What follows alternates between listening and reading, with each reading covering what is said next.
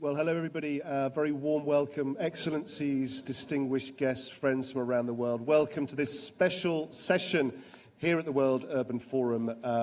Your guests, of course, of the Azerbaijani government, and we're very delighted to have you with us. Before the event in earnest begins, we have a special adjustment to the agenda. We're going to start with a signing ceremony, a short signing ceremony before the main part of the event begins.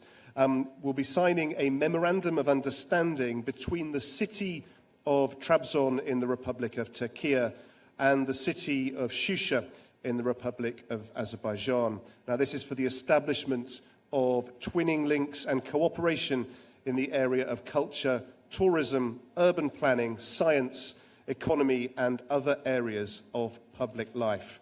And to complete this momentous signing, we will have Mr. Aydin Karimov, Special Representative of the President of the Republic of Azerbaijan in the Shusha district. And to sign on behalf of Trabzon, we'll have Mr. Ahmet Metin Genç, Head of the Metropolitan Municipality of the City of Trabzon of the Republic of Turkey. Gentlemen, please.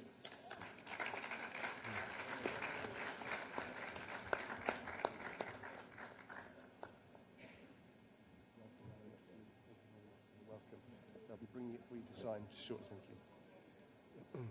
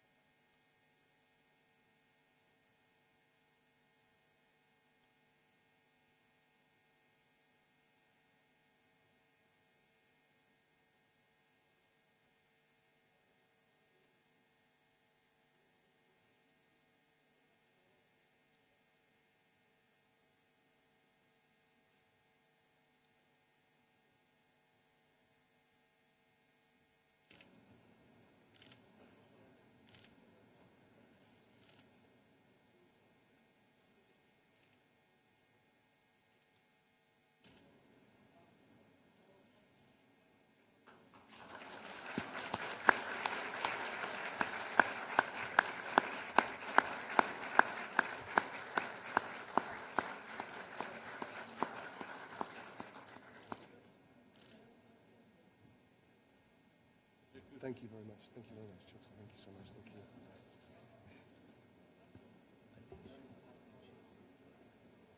Azerbaijan has long played a vital role in connecting West and East. Here, at the crossroads where continents meet and cultures converge, movement brought people, ideas, and traditions together, shaping a society defined by diversity and coexistence. Today, that connecting role continues with greater clarity and purpose. With independence, Azerbaijan re-emerged not only as a sovereign nation, but also as a strategic bridge between Europe and Asia. Driven by strong political will and a long-term vision, it heavily invested in roads, railways, ports, and international airports to transform its transport sector. Just as BTC and TANAP reshaped global energy routes, projects like the Baku-Tbilisi-Kars Railway and the Port of Alat became the backbone of transport transformation, enabling current connectivity and future corridors like Zangezur. Today, with the liberation of Karabakh, a new reality has begun to take shape. At the center of this vision is the Zangezur corridor. This is not a standalone route, part of a much broader logistics ecosystem. Azerbaijan is building an integrated transport architecture designed for speed, flexibility, and resilience. And this is the unique project aligning with the Chinese Belt and Road and European Global Gateways initiatives. Covering over 500 kilometers from Eilat to Agband and through Nakhchivan to the Turkish border, the railway and parallel highway are set to be completed by the end of 2026. A key component is the 43-kilometer section through Armenia, developed under the TRIP initiative, which will restore the historic rail link between mainland Azerbaijan and Nakhchivan. Once fully operational, the corridor is expected to handle up to 15 million tons of freight annually, complementing the capacity of the Middle Corridor Railway and significantly enhancing regional resilience. As the Turkish side has inaugurated the building the Kars-Dilucu segment of the corridor, this link will provide the circularity to guarantee seamless flow of people and freight. Digital solutions, from e-services to advanced transit management systems, are making transport and border procedures faster, more transparent, and more predictable. This project reflects Azerbaijan's sustainable transport policy, a strategic vision grounded in peace, cooperation, and regional integration, and a mission that connects nations. The corridor will boost socio-economic development along its route by giving China diversified access to Europe and offering Europe a resilient gateway to Eastern markets via Central Asia and the South Caucasus. The corridor also revitalizes the North-South Transport Corridor, deepening the integration of regional transport networks, expanding trade, stimulating investment, and supporting long-term stability and sustainable development. The Zangezur Corridor is a statement of connection, a platform for cooperation, and a renewed expression of Azerbaijan's role as a trusted and strategic transit hub across Eurasia. Azerbaijan, where connections come together.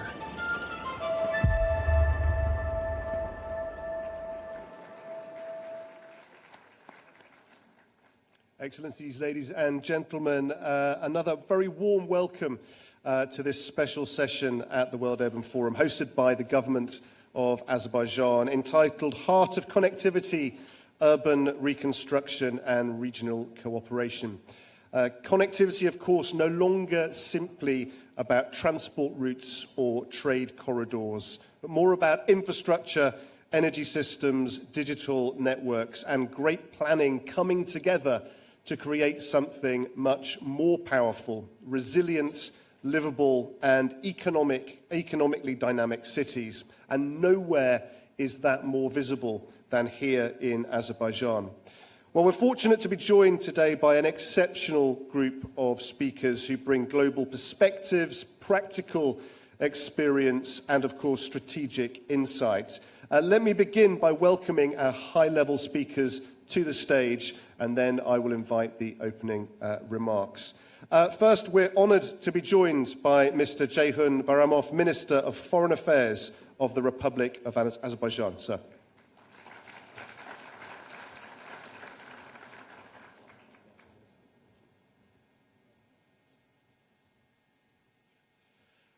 We're also honoured to be joined by Mr. Anil Guliev, Chairman of the State Committee on Urban Planning and Architecture. Mr. Guliev.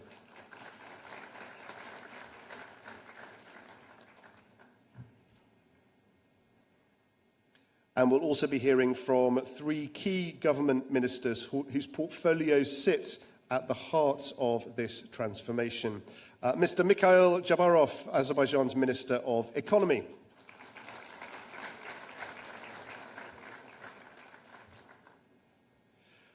Mr. Rashad Nabiev, Minister of Digital Development and Transport for Azerbaijan.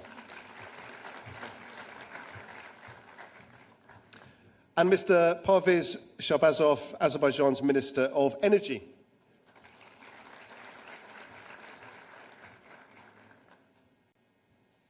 And of course, we're also very honoured to be joined by Ms. Anna Claudia Rosbach, Executive Director of UN Habitat and United Nations and Under Secretary General. Thank you so much. Good to see you again. Just next to the Minister on the end, if that's okay. Thank you very much.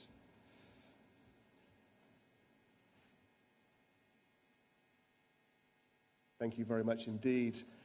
And to begin proceedings, I'm now going to ask Minister Baramov to come and give his opening remarks. Minister.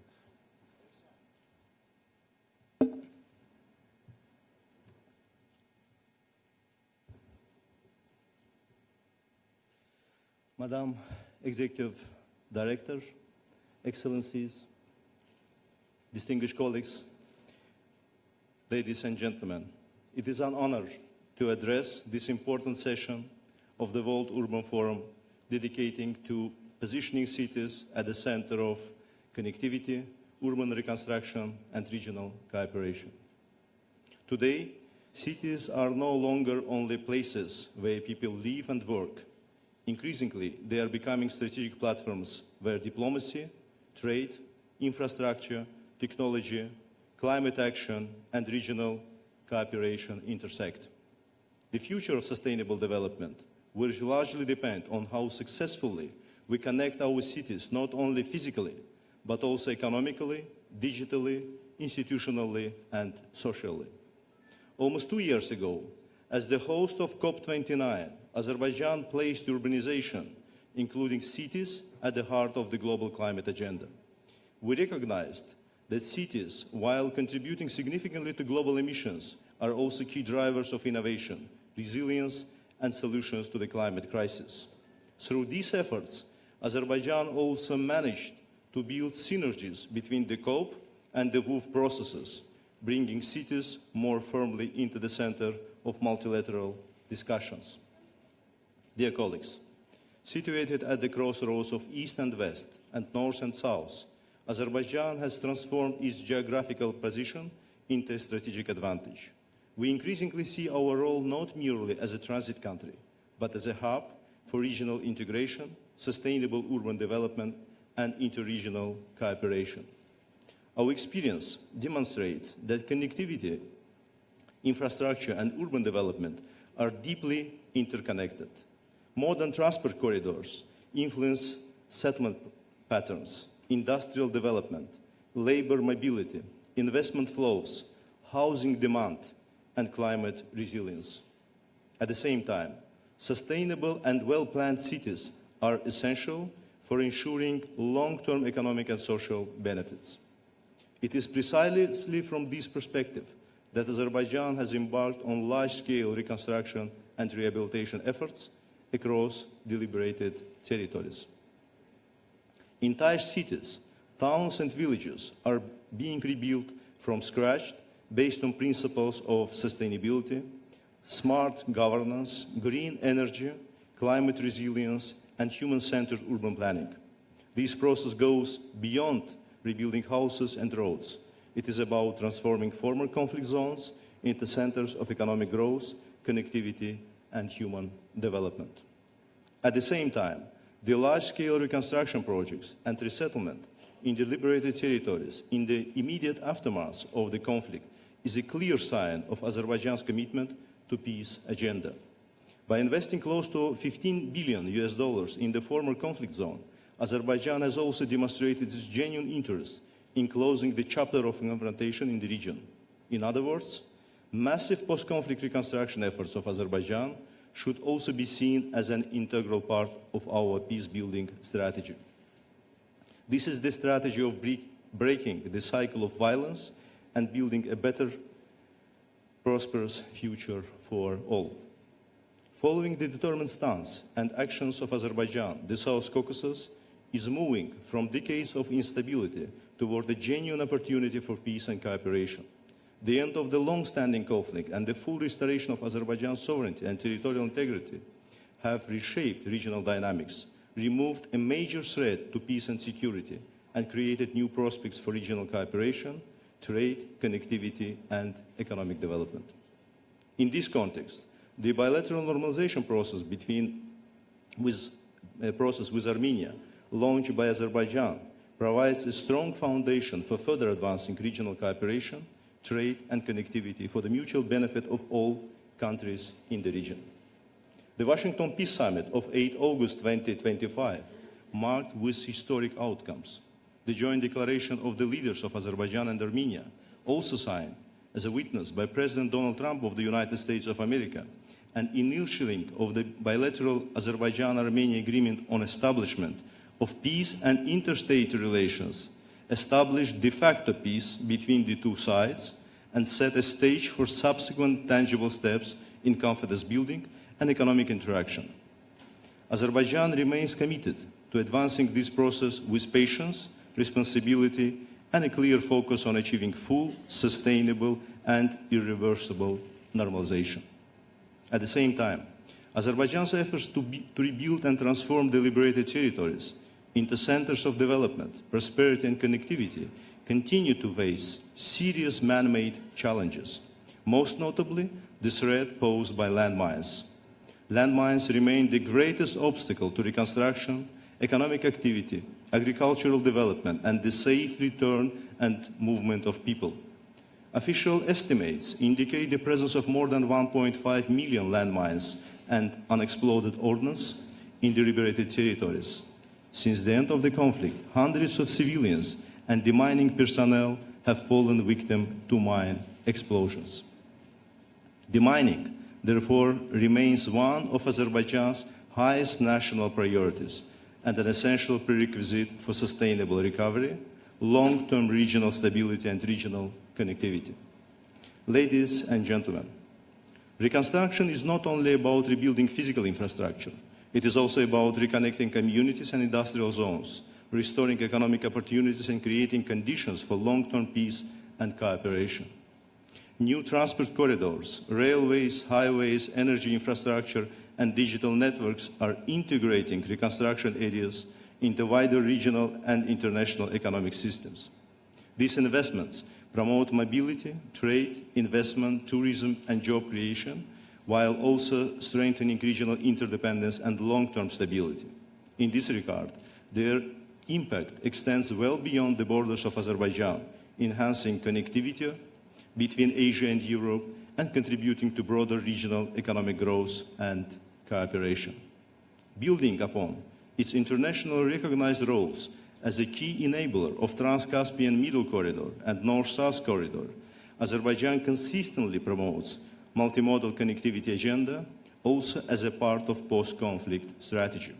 The August 2025 Washington Declaration has set the stage for the Trump route for international peace and prosperity, which will not only ensure unimpeded multimodal connectivity between the main part of Azerbaijan and its Nakhchivan region, but will also establish a new strategic connectivity line linking Asia and Europe through railroad, highway, energy pipelines, and electricity and fiber optic cables.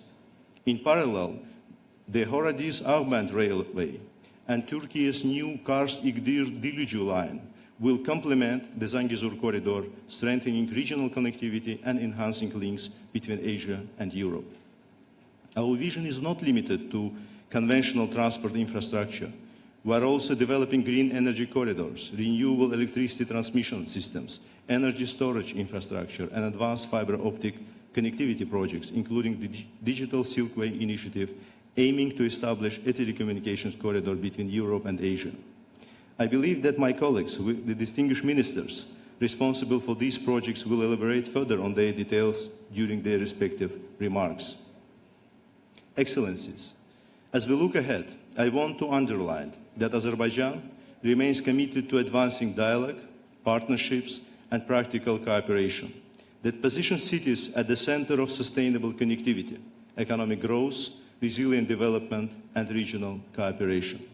We believe that through stronger cross-border cooperation, enabling policy frameworks, and integrated urban planning, cities can become not only engines of trade and growth, but also pathways toward peace, resilience, and shared prosperity.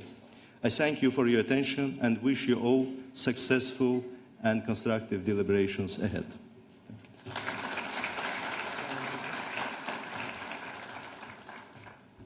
Minister, thank you very much indeed. I'd now like to call to the podium the Executive Director of UN Habitat, Anna Claudia Rosbach.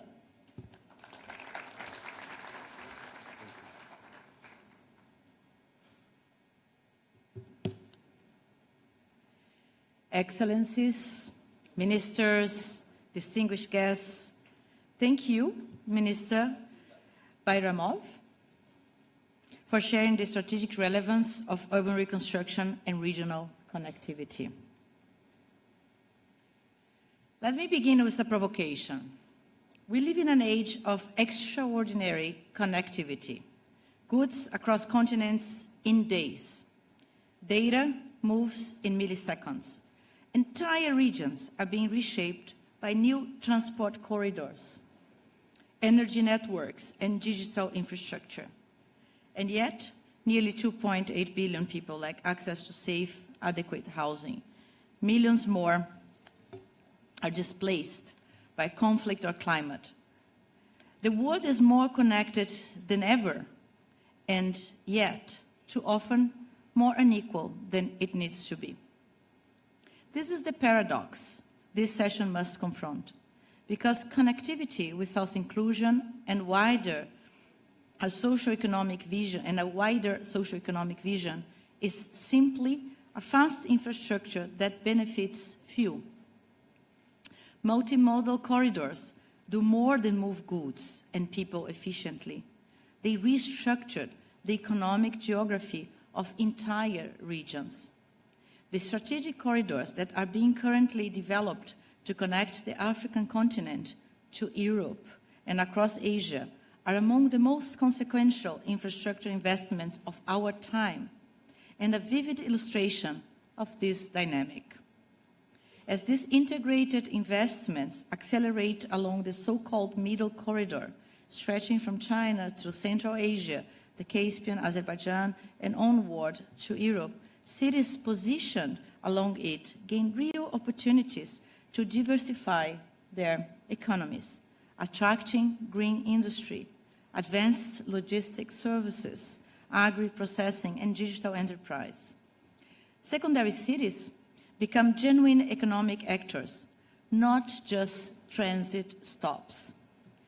This is where UN Habitat's work on urban-rural linkages becomes directly relevant. Connectivity corridors reshape the ties between urban centers and their surrounding territories, the towns, the villages, agricultural zones, and landscapes that form a functional region. When those linkages are built into planning from the start, rural communities gain access to markets and services, and cities benefit from the food systems, water resources, and labor that sustain them. The corridor becomes a development spine for an entire territory, and not just a transit route. UN Habitat's approach to territorial planning starts from this premise. Sustainable urbanization is inseparable from the vitality of the rural areas that surround and sustain cities. When we plan cities, we must plan entire territories. When we invest in transport corridors, we must also invest in the communities along them, their housing, their markets, their services, their land, their livelihoods. Nowhere is this more urgent than in post-conflict reconstruction. Azerbaijan's reconstruction efforts in the Karabakh and East Zangezur economic regions is grappling with exactly these challenges at real scale. What struck me during my visit in October, during the last National Urban Forum, is the ambition to integrate housing, public services, digital connectivity, and green energy networks into a coherent territorial vision. Not to rebuild cities and towns in isolation, but to restore a functioning human geography. The same ambition must extend beyond reconstruction. Whether we are speaking of emerging regional corridors, power, or digital networks, the cities and rural communities along these routes must be treated as assets to be invested in, not mere territories to be crossed. Excellencies, this session convened by WUF13's fantastic host country carries a particular weight. I look forward with genuine interest to hearing what our panelists will bring to this conversation, and above all, to the commitments that will emerge as its outcome. Thank you very much.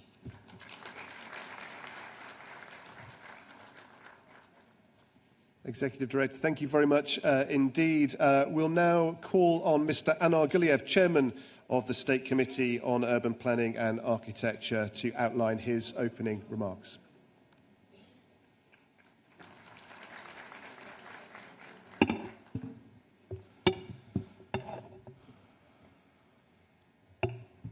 Excellencies, distinguished guests, esteemed colleagues, ladies and gentlemen, we're talking a lot about post-disaster, post-conflict recovery, its role.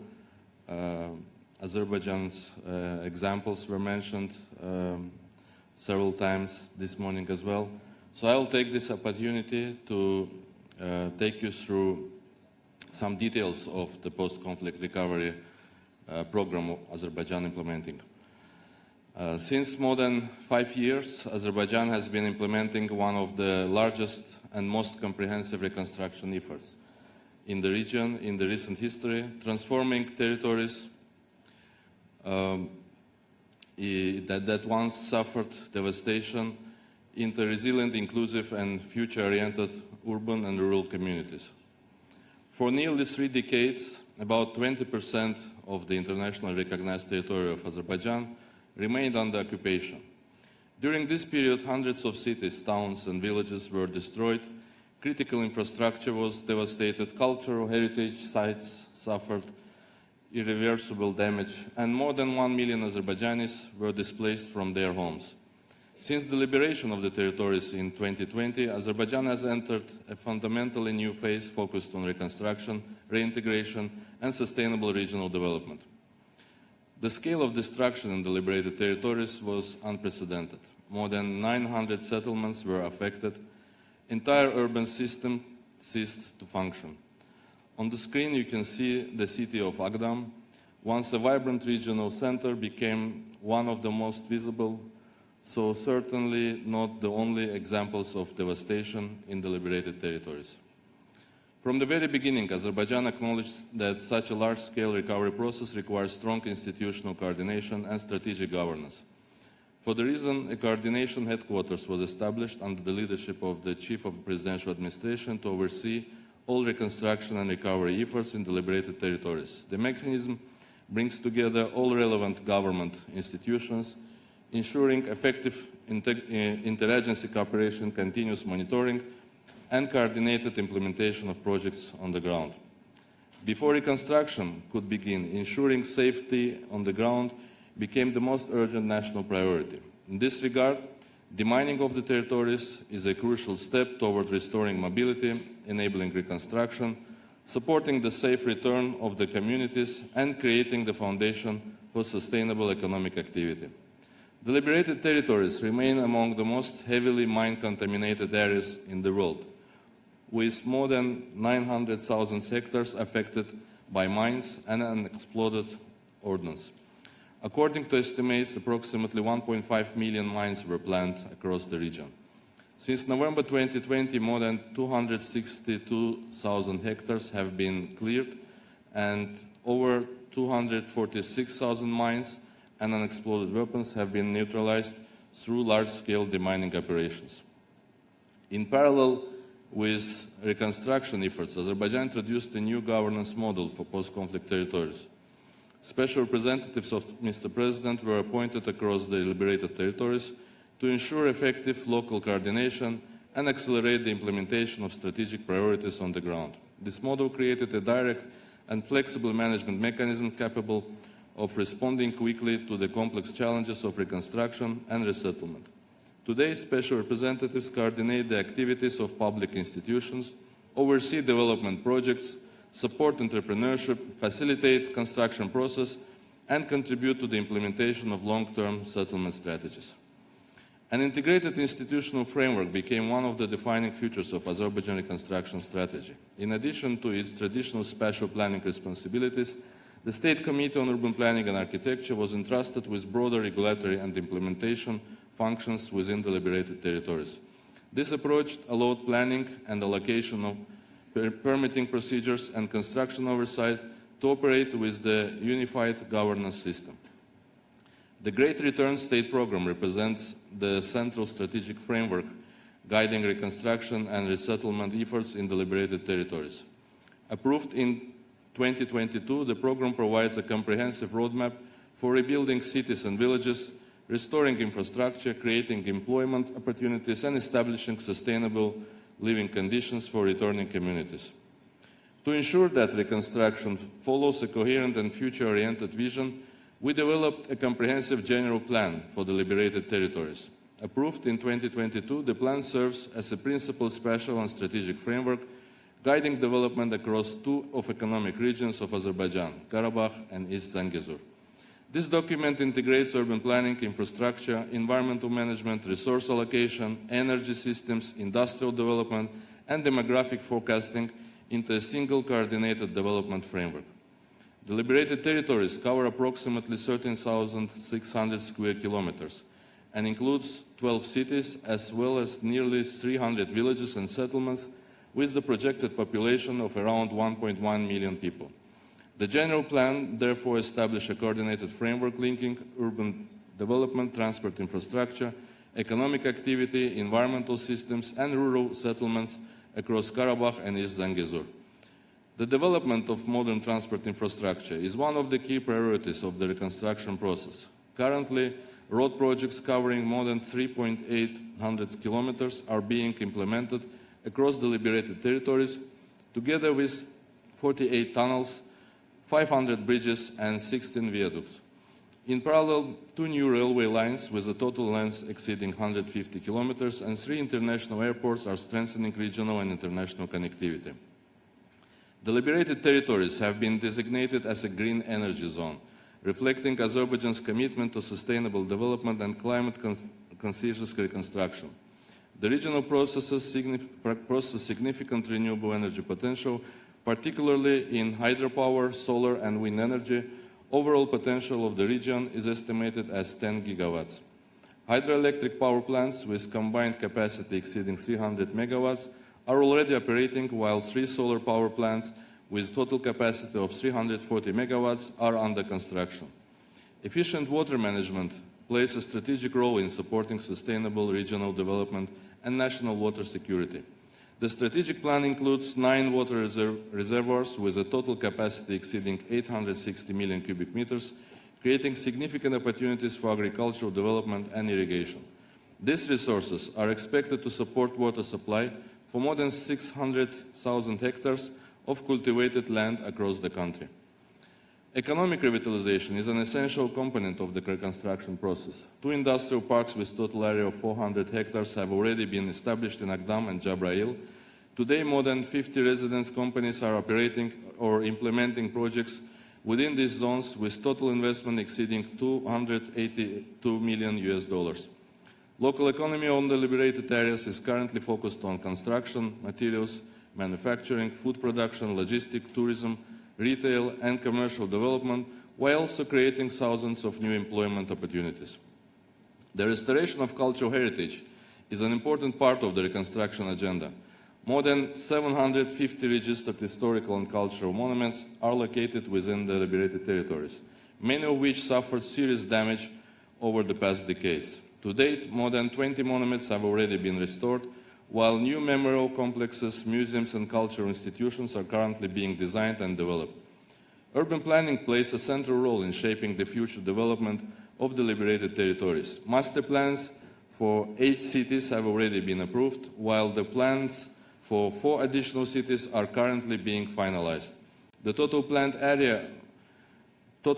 urban area of the liberated territories exceeds 10,000 hectares, with the project population exceeding 354,000 people by 2040. The planning approach for the liberated cities is based on long-term phased and integrated development principles. On example of Agdam master plan, you can see that each master plan is designed with a 20-year development perspective and incorporates population growth forecast, density strategies, mobility systems, workplace distribution, and linked green infrastructure. Agdam is being redeveloped as one of the principal economic and urban centers of the liberated territories. According to the master plan, the city is designated for a population of 100,000 people and covers an area of nearly 2,000 hectares. The development framework includes more than 3 million square meters of residential floor area, a 200-hectare industrial park integrated within the city structure further strengthens Agdam's role as a future regional economic hub. The master plan of Agdam is based on the creation of a modern, well-connected and people-oriented urban environment. In the first phase of development, 5 residential neighborhoods have been designed and 3 of them are under construction. Almost 6,000 apartments in these residential complexes will solve housing problem of more than 22,000 people affected by the conflict. Implementation of the Agdam master plan is already actively underway. The first completed residential neighborhood includes more than 1,200 apartments designed to support the return of former residents and create modern living conditions within the city. At the same time, strategic infrastructure projects such as the railway and transport hub are strengthening regional connectivity and supporting future economic activity. New Mugam Center is dedicated to Azerbaijani national musical genre, which is very deeply linked with the Karabakh region. Secondary school for 960 students is on site to give quality education to city's young generation. New hotels are contributing to the development of tourism and business activity within the region. Historical landmark, 18th century Imarat complex, was carefully restored as part of broader cultural preservation efforts. Embraced by greenery, city of Zengilan is being developed as a park city, model focused on environmental sustainability and high-quality urban living. The city is planned for a population of 16,000 people and covers an area of more than 333 hectares, including over 70 hectares of public parks and green spaces integrated in the urban structure. The master plan of Zengilan is designed around compact development patterns, connected neighborhoods, and extensive green infrastructure. Residential zones, administrative functions, and public spaces are organized to create a balanced and accessible urban environment that supports community interaction and sustainable mobility. Zengilan is already delivering new residential and social infrastructure. The first residential neighborhood, including 104 apartments, has already welcomed its residents. The neighborhood, alongside the nearby school, prioritizes accessibility and community-oriented urban environments. New public, religious, and cultural facilities are also being developed in Zengilan. Zengilan Congress Center is intended to support business activity, public events, and regional cooperation initiatives. This venue already hosted National Urban Forum of Azerbaijan, as well as several other international events. Construction of a new mosque alongside restoration of the historical one reflects the importance placed on cultural continuity and community identity within the reconstruction process. Shusha occupies a special place within Azerbaijan's historical culture and urban heritage. The city is planned for a population of 25,000 people and covers an area of nearly 390 hectares, including dedicated tourism and cultural development zones. As the cultural capital of Azerbaijan, Shusha is being restored with particular attention to historical preservation, tourism development, and the revitalization of cultural life. The urban development strategy for Shusha is based on respecting the city's historical urban structure and introducing modern public, business, and residential zones. Key projects include the revitalization of the historical high street, the development of Victory Museum, and construction of modern residential neighborhoods integrated into existing urban landscape. Implemented projects in Shusha already include new residential development. The first residential neighborhood, consisting of 450 apartments, has been completed and accommodated more than 1,400 people. At the same time, restoration works have been completed at important historical sites, including the Yukharigyo Faraga Mosque. New hospitality facilities such as the 5-star Shusha Hotel contribute to the development of tourism infrastructure. Our next city, Kalbajar, is being developed as a wellness and ecotourism destination based on its rich natural resources, mountainous landscapes, and recreational potential. The city is planned for a population of 17,000 people and covers an area of more than 290 hectares, including dedicated tourism and healthcare development zones. The master plan provides healthcare and wellness facilities with projected capacity exceeding 300 beds. The city is situated on plateau on the altitude more than 1,500 meters. The urban development concept for Kelbejar focuses on the integration of natural landscapes, tourism infrastructure, and high-quality public spaces. Public spaces and community-oriented infrastructure are key components of Kelbejar's development. Projects such as the city park and the administrative complex are intended to strengthen social interaction and improve the quality of urban life. The implementation phase of Kelbejar has already begun with the development of the first residential neighborhood. It's the first project which introduced the architectural style that will set the tone for new image of the city. The buildings with unique style is the educational complex in Kelbejar. It will have preschool, secondary school, and vocational school facilities in the heart of the city. Apart from being a new landmark of the city, this project is the important investment in the future of the city. The reconstruction of rural areas is being implemented through the cluster-based planning approach introduced within the general plan framework. Under this model, nearly 900 villages are being reorganized into approximately 300 modern rural settlements, supported by integrated infrastructure, efficient land use, and improved public services.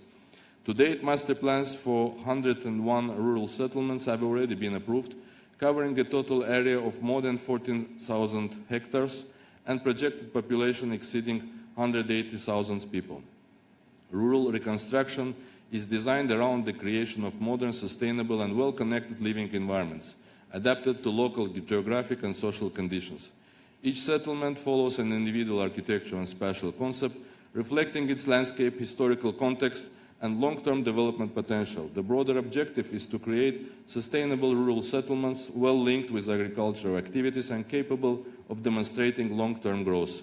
Rural reconstruction are already delivering tangible results across the liberated territories. To date, more than 4,700 houses have been delivered in 30 villages and 3 towns, supporting the gradual return of residents to rural areas. Apart from housing, every village project includes education, healthcare, and administrative building, new road network, full range of communications, including broadband internet connection.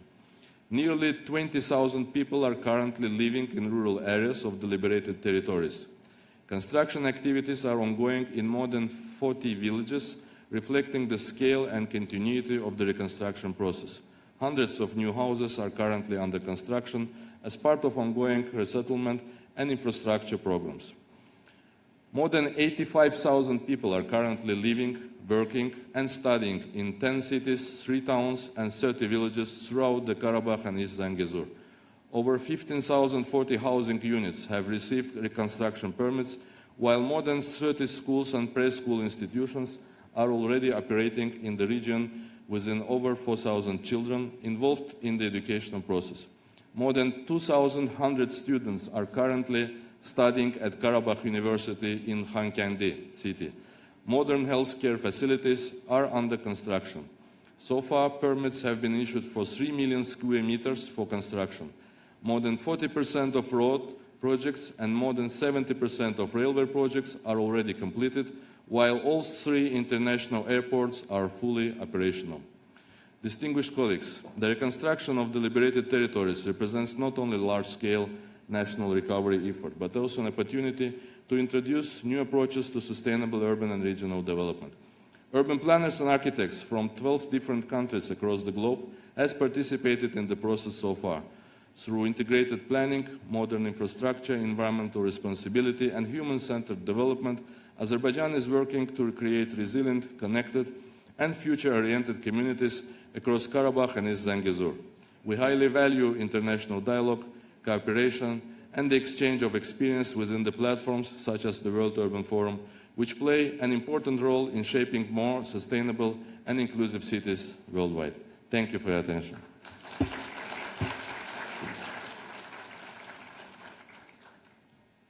Mr. Chairman, thank you very much indeed for that comprehensive presentation. And now to expound on how connectivity drives investment and growth, I'd like to invite to the podium Mr. Mikhail Jabarov, Azerbaijan's Minister of Economy.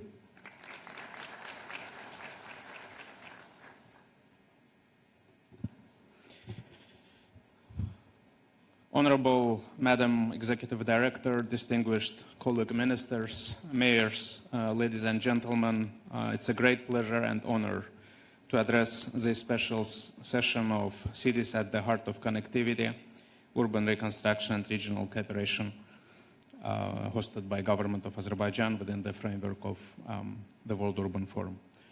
I do believe that the theme of today's session is highly relevant for Azerbaijan, and particularly its capital, Baku, for which city which stood and continues to stand at the crossroads of civilizations, trade routes, and cultures. I will try to structure my remarks focusing on, and then of course, connecting the 5 main topics I'd like to address. I will speak about largest metropolitan area and of course largest economic actor in the country, which is Baku and Sumgait. I will touch upon liberated territories. Then I will speak about other parts of Azerbaijan. Role of governments and cities, which in my opinion shall not be overlooked. We shouldn't just talk about hard, but also think about soft side of implementing. And last but not the least, what are the challenges ahead and what are the ways to connect them.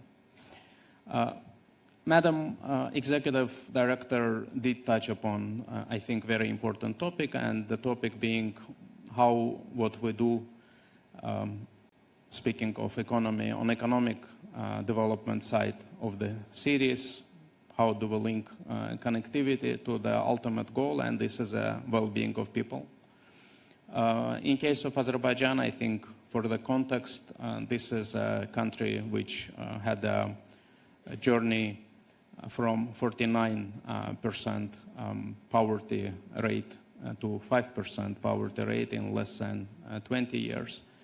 A country which in the meantime did address and resolve the most protracted and complicated territorial conflict within our broader region, and the country, as His Excellency President Aliyev was speaking about yesterday, and as Minister Bayramov did today, is actively engaged in rebuilding the new peace architecture in the region of Southern Caucasus and broader.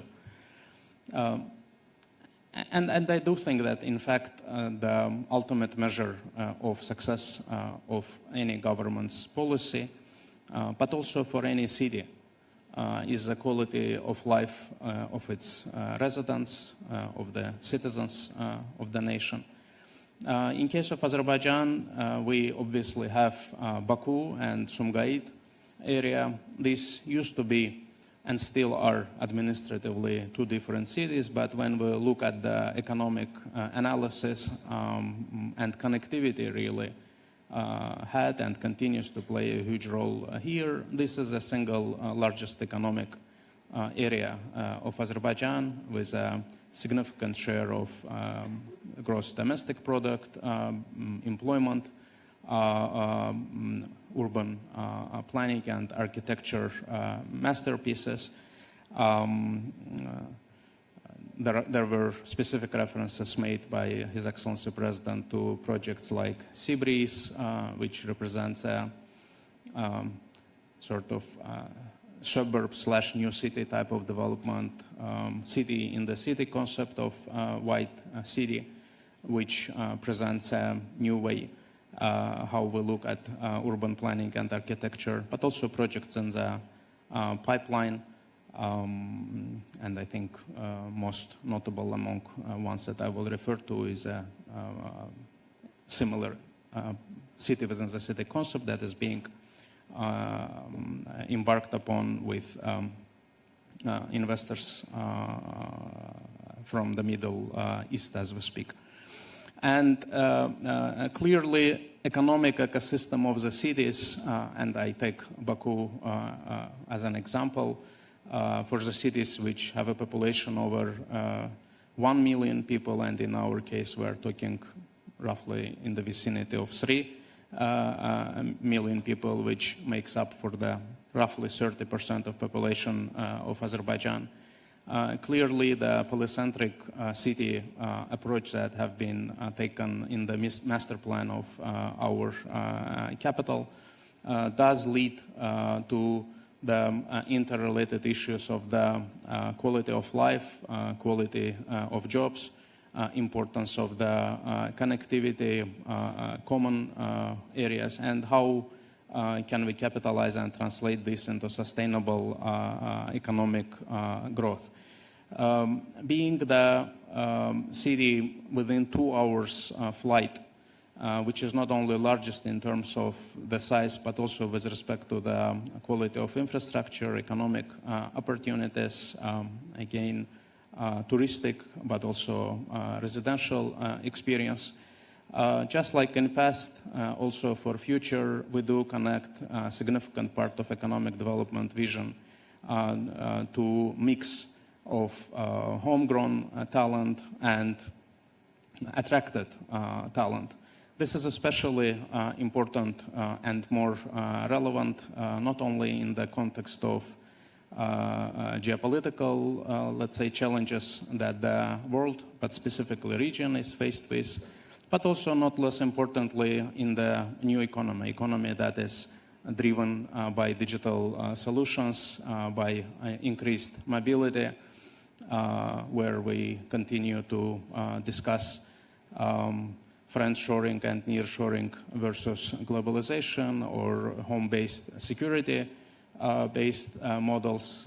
I think the choice that we are making in our economic policies is very clear, and this is the one that is built on the harmony and combination of the local talent and attracted talent. We do try to follow this up in our economic policies, which include but are not limited to infrastructural and legislative framework decisions such as a free economic zone adjacent to international Alat port, and we do believe with a new city development around it, but also with respect to the implementation and with respect to focusing on what we consider to be traditional strength. Clearly, the services sector, which does represent an important part of any city economy, same is true for Baku, calendar of events, entertainment, exhibitions, conferences, your daily life experience. These are the factors on which we do consider the strength of the economic proposition relies. My colleagues have spoken in details about liberated territories. Maybe a couple of sentences that I would like to say. The key word will be sustainability. President yesterday spoke very openly. He said, we not only have been making successes, we also have had our mistakes. But we did try to learn on our mistakes, and one of them was relating to how do we plan from economic viewpoint the great return. And the key question, of course, was related to the sequence of jobs, to the sequence of economic activity, and necessity to enable speediest return of returnees, people who have been away from their homes and villages for decades. For that purpose, for each city within liberated areas, the niche approach has been taken to ensure that from the very beginning the relevant government policies are aimed at supporting those type of economic activities for which we believe there was a higher economic chance of success. And of course the key challenge was to ensure that these works are not only done in parallel, but they're also done fast. The whole set of legislative measures aimed at the promotion of economic activity, including but not limited to tax exemptions, preferential loans, setting up of the industrial parks was put in place. What was in the center? Connectivity. I'm sure my colleague, Minister of Transport, will address it in further details, but ensuring that the access, be it through airports, be it roads, bridges, but also digital connectivity is there, and in a way it is waiting for people to return and not the other way around, was one of the solutions to unlock the speed element and quality element of the return. I wouldn't want to omit the focus on the role which connectivity plays also for the rest of the country, because of course if we look at current dynamics, we have more people living in the areas outside of Baku and Sumgait plus liberated areas than within them. That does explain why Azerbaijan had a natural immunity in a way, because if you look at the map, country is landlocked. We do realize it whenever we carry out our economic policies. Therefore, the notion of investing into connectivity is not limited within our borders. We did never shied away from ensuring the connectivity also to the world markets as implemented, as demonstrated by a number of projects. And the same view, of course, was within a country, and the focus was on the ensuring that the modern infrastructure for roads, railways, but again, I'm going back to soft infrastructure and connectivity as well was ensured. That did enable us to ensure that we combine the traditional strong sides of the city's economies, but also come up with some of the new ideas, something which we have not done before. If we go back to the example of liberated territories, idea of university city or university-based city for Karabakh universities in Khankendi was the first in modern history of Azerbaijan, when we believe that the economic activity may and can be built around academic activity. For different cities in Azerbaijan, for Ganja, for Nakhchivan, for Shaki, similarly, we try an approach of identifying where the traditional strength of the know-how and human capital lies, and how this can be reinforced in current economical conditions. I guess this leads me to my fourth point, which is what should be or what is the role of the central governments and what is the role of the cities in this to play. Is it sufficient to limit one's role to strategy and planning? Can you really stop at strategy and planning and not to go for implementation? If you do go for implementation, where do you stop? How do you ensure that the economic actors who are dealing with implementation are having a fair play within the economic competition? And I do think that these are the moments and elements which are relevant not only for city planners but also for city managers. Of course, this is the field and this is the area where permanent exchange of experience is extremely important and limited, and extremely important and necessary. Again, going back to decisions which are taken within Azerbaijan, we have started our ceremony with signing between Shusha and Trabzon. So we do have Institute of Special Representative of the President, and we do have an Institute of Head of the Executive Power. In fact, these are two parallel type of institutions which do have a different economic function to play, and this is one of the ways how the question that I posed is being addressed to enable the real-life test of the models that are being implemented. My last point, as I mentioned, is more forward-oriented, and I would allow myself to formulate it in a way, what does it take, or what shall it take to get us to quote-unquote success. And I do believe strongly that in case of Azerbaijan, this was whatever achievements were possible because of combination of high-level vision, quality, and continued focused and improvement of human capital, and last but certainly not the least, in continuous capacity building, because really the uncertainty continues to increase, and the more quality-based decentralization, the faster quality of the decisions to be taken on the ground. And by the way, every time when I use the word faster or slower, to us this does represent an element of connectivity as well. Because the speed of decision-making and quality of decision-making is directly relevant to the quality of the decision-making infrastructure that is being put in place.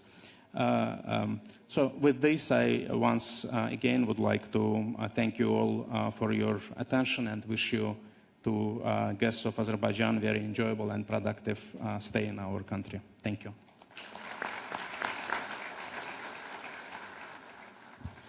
Minister, thank you very much indeed. Our next speaker will explore how investments in transport corridors, smart mobility, digital infrastructure and urban planning are shaping connectivity and quality of life. Please welcome to the podium Mr. Rashad Nabiev, Minister of Digital Development and Transport. Honourable Ministers, ladies and gentlemen, distinguished guests, it's also my pleasure to be here today, and let me start with a statement that for us, actually, transport corridors are not a line on the map. It's much bigger than that. It's a decision about how the people will be living in the next few decades, maybe even centuries. Every kilometer of rail, every meter of road that we build today are choices about how we're going to shape our future as well. By shaping our future, I also mean not only the societies, but also the ways we will be thinking, the way we will be delivering, and the way we will be building up our economic activity. We see connectivity as an investment in human potential, definitely, and it's not a surprise that Azerbaijan now sits at the crossroads of Eurasia. And since 2021, under the leadership of His Excellency, we have been able to make sure that all the transits which had an opportunity to bypass us didn't bypass us. And now we have seen almost twofold increase in the transit. And last year we witnessed around 17 million of tons moving through our territory. The Baku-Tbilisi-Kars railways connects now middle corridor, Central Asia, and the trains leaving China can reach now the border of Turkey only within the matter of 15 to 18 days. But corridors alone, from our standpoint, are not the whole story. The new logistic hubs, free economic zones, and urban centers are taking shape around them. So the question becomes, what kind of cities grown along the corridors, and how we are shaping these cities. Once again, under the leadership of His Excellency, when we started the transformation of the cities, Baku's urban mobility, and as well as public transportation, we didn't start with the projects. We actually put in front of us what are the goals of ours and how we're going to reach our goals, and that actually shaped everything else that I'm going to talk about. We set out that there should be shift of our citizens from private cars and taxis toward public transport. And we were very much criticized for that. At the time, there used to be around 67 thousands of taxis on the streets, and everyone was complaining about the quality, but at the same time, everyone was thinking about the social aspects of the story. But when we started, we had a clear evidence that if we change this, the roads will be much, much freer. And today, we have only 20,000 of taxis on the roads, and there is no social issue at the moment, just because we thought in a very thorough way that the taxi drivers at the time, they used to work up to 24 hours sometimes, which put our passengers in the danger. But today, their working hours are very much normalized, and they only work around 8 hours. Basically, if you take the numbers, 67,000 and 20,000, we actually didn't change the jump places. The jump places remained, but the quality of the services changed.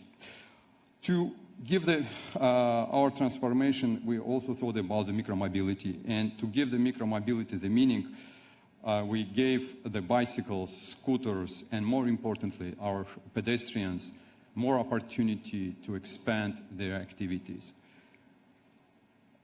We also thought how it's going to impact the quality of our environmental matters. We also thought about how it's going to affect the CO2 emissions. And I will later on just talk about a little bit about the results, and I will mention how we have been managed to answer and to address this question.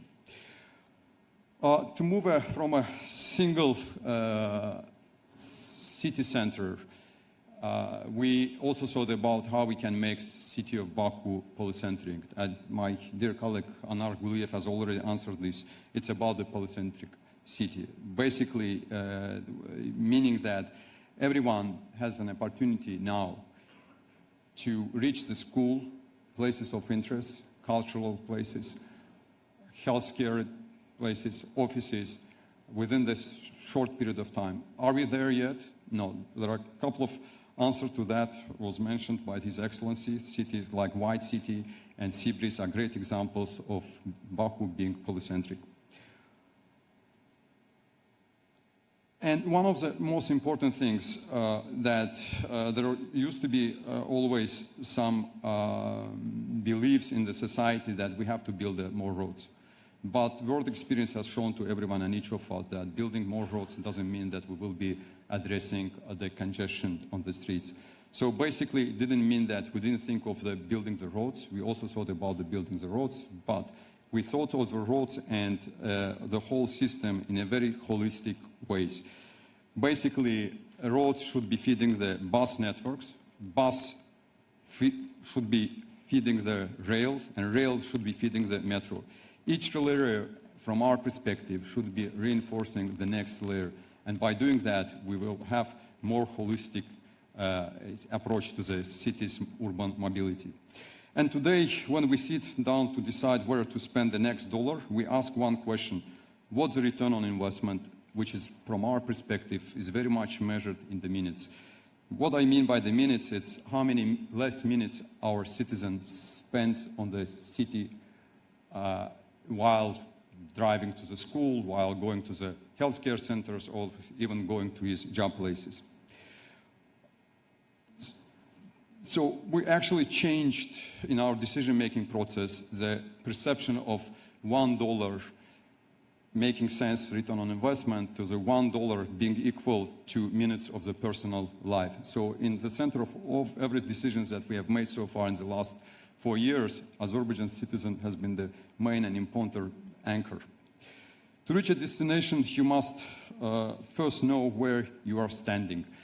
From our point, if you want to move to or go and travel to any city, what you usually do, you put the city on the GPS, but you also have to know where you are. In other words, you have to measure where you stand today in order all your actions to be manageable and measurable and have specific KPIs. Because, I mean, we also acknowledge the fact that from the beginning there will be many mistakes, which we have also made, by the way, in the last 4 years. But those should be very much measurable, and in order to go back and know what should be changed, what should be delivered in a different way. And in order to do that, we came up with our colleagues from BCG, Boston Consultancy Group. I see some of them here, and I really thank them for being with us in this journey. We came up with an idea of building the Baku city's digital twin.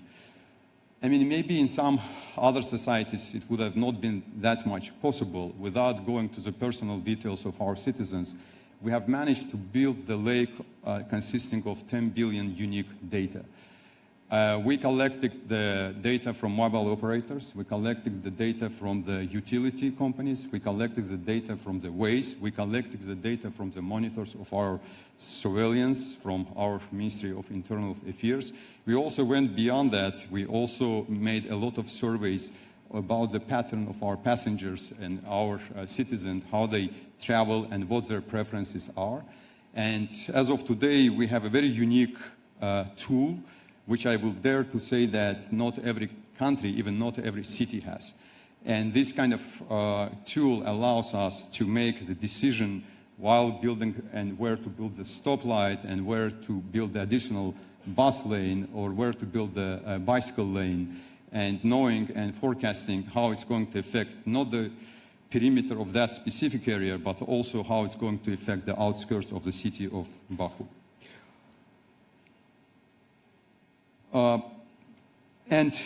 You can actually ask, what is the results we have been able to achieve as of today? When we started, there used to be 2 billion unique travelers from point A to point B within the city of Baku. And unfortunately for us, the number of travels taking place by cars and taxis used to be around 50% of all the travels. But by now, we have managed to bring it nearly to 40%, and our goal by the end of the 2030 to bring it to 30%. And when we started, we thought that it's very much ambitious, but as we move forward, as we start implementing these projects, this number seems very much feasible to us. When it comes to number of the deaths on the streets, when we started the project back in 2023, the numbers of deaths on the streets used to be around 9 per 100,000 inhabitants. And we have managed to bring it nearly to 7 as of today. And that's not the limit. We're aiming to reach number 4 by the end of 2030. And maybe by the year 2040, if we do everything in a proper way, in a very synchronized way with our fellow ministries and colleagues, we might be reaching around 2, which is a number of very advanced countries. And talking about all of this, our single ambition was to make the Baku the city of 20 minutes. As I mentioned earlier, to reach every single point within the 20 minutes. As of today, for those of you who has a travel challenges almost every day, might be seeming not that much feasible, but we do believe in this story. We do believe, and we are moving to that end. And how we're going to deliver this, it's going to be around 10 billion USD investment between now and the year 2030. We will be building additional 10 metro stations. If you take into account that as of today we have only 26, that's actually more or less 50% increase in the number of the metro stations. We used to have, when we started the project, around 1,700 buses on the streets, but as of today we have 2,350. But the number is, we are aiming is to reach around 3,000 by the year 2030, and we are not far away from that. And one of the important points I want to mention that it's not only done by the public investment, we're also attracting private investment as well. And if you look into the split of the market share between the public bus companies and also private bus companies, it's more or less 50-50. That's, by the way, one of the biggest challenges in our neighboring countries, and when we exchange our expertise and experiences, they always blame that they made a big mistake by not allowing the private sector into the market. I think it was a great and wise decision at the time to be taken several decades ago when we gained our independence, to allow the private sectors to enter the market. By doing that, now we have a kind of an instrument to make sure that where the comparative advantages and what's the cost efficiency between the private and public investment. And more than that, we are moving to the scheme which will be introduced by the end of this year, where for us as a regulator, it wouldn't really matter who carries our passengers. There will be a system where every passenger will be subsidized by kilometers run by the buses. That's we call the brutal system, and it's not far away to be accepted. As you can see from my title, I'm also the minister responsible for digital development, for innovation, and I work across these two responsibilities and trying actually, so I'm doing my best in a very synchronized way. And innovation ecosystem today not built on how much tax incentives you introduce in your country, how good your customs system. It's built from the talent. As my honorable colleague, Mr. Jabarov, has already mentioned, talent is today very much mobile in a way that engineers, founders of startups, researchers, designers, they live almost everywhere.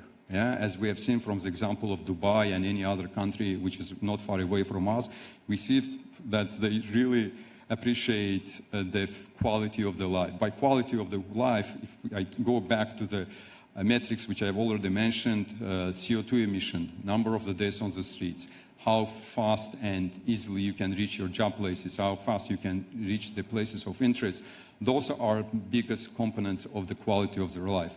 And they choose increasingly livable cities, and the things which I've mentioned are important parts of being livable. So from our perspective, in order to build the innovation ecosystem, to make sure that this kind of a talent is attracted to our city, to our country, we should be working in a way to address these matters in a very holistic way, and alongside definitely introducing all the tax incentives and everything else. And our recent interactions with it's not a secret, with the companies who are thinking about leaving our immediate region, and specifically Gulf region in the recent few weeks, they once think, which were mentioned before making the decision to move their offices to anywhere around the world. It's definitely, once again, about the quality of the life in that or other city. And once again, I want to assure everyone sitting in this room, and as well as our partners who might be thinking of moving to Baku, that we do have a holistic plan and we do have a vision how Baku will be most livable city and friendly city, not only in our region, but on the planet. Thank you.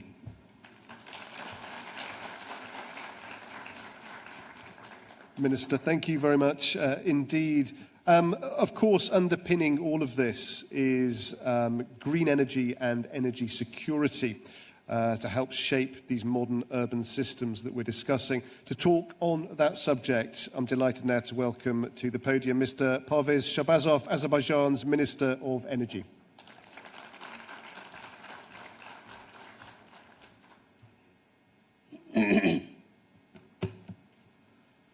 Dear colleagues, ministers, excellencies, distinguished participants, ladies and gentlemen, it's my great pleasure to greet you all at this important session organized within the framework of the 13th session of the World Urban Forum in Baku. Azerbaijan's hosting of another major global platform following COP29 once again demonstrates that our country has become an active participant not only in the global energy security agenda, but also with regard to sustainable urbanization, green transition, and regional connectivity. Connectivity holds special strategic significance in the evolving geopolitical and geoeconomic landscape. Energy lines, transport corridors, fiber optic cables, and electricity interconnectors are becoming the new arteries of the global system. As international experts also emphasize, the 21st century has already become the century of connectivity. Connectivity today means not only infrastructure and trade, but also resilience, stability, and stronger regional cooperation.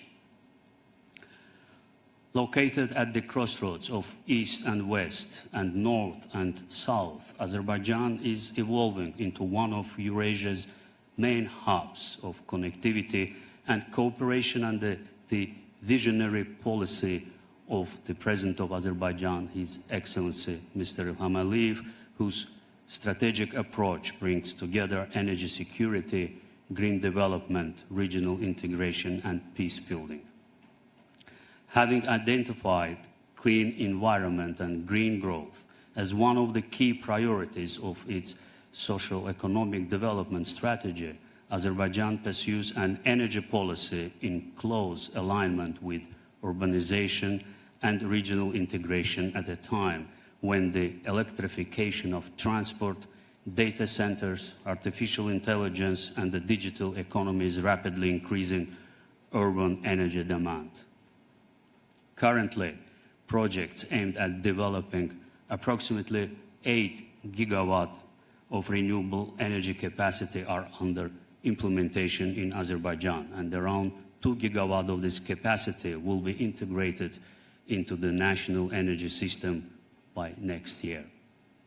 This is not only an expansion of power generation, it represents a new industrial transformation and an annual reduction of 2.4 million tons of emissions. Furthermore, Azerbaijan has established institutional mechanisms in the field of energy efficiency, one of the core principles of modern urban governance, including the creating of an energy efficiency fund. Such measures contribute to reducing energy consumption and losses, improving the efficient management of resources, and developing smart urban infrastructure.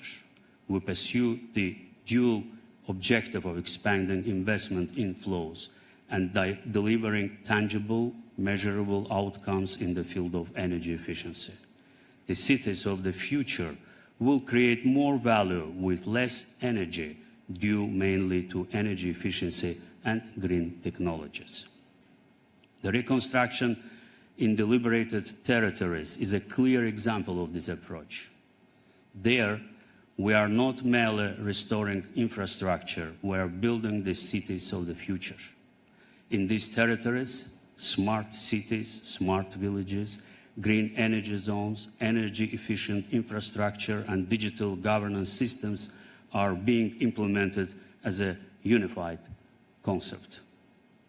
President Ilham Aliyev's declaration of Karabakh and East Zangezur as a green energy zone with a 2050 net zero target is a manifestation of precisely this strategic vision.